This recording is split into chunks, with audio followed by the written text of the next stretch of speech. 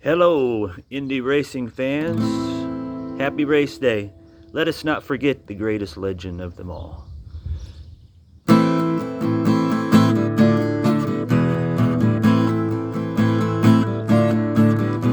They're racing at the speedway, you hear the engine zoom, reminding me of heroes like AJ and Karoon. And there's a speedway legend that you may not recall, the story of a man, the greatest of them all.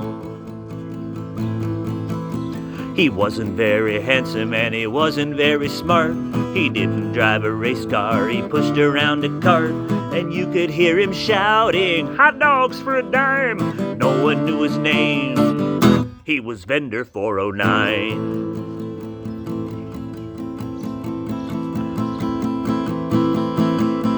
The race was almost over when someone's engine blew.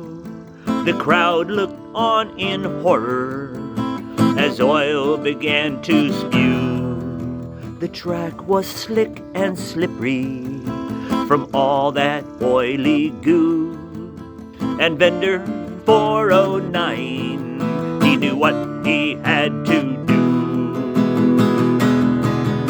He pushed his hot dog cart out onto the track, and he poured his hot dog water on the slick slope black, and he cleaned up all that oil with the dirty rag, and he waved a jar of mustard just like a yellow flag. The drivers didn't see him or his mustard jar, and the leader of the race couldn't stop his car. And Vendor 409, he made a final stand with terror in his eyes and a hot dog in his hand. And they never found his body. There was relish in the air. His buns were spread all over. There was mustard everywhere. And to this day, when I order myself a hot dog and the vendor starts to squeeze, well, I just reach for that plastic yellow bottle and I say, "Hold the mustard, please."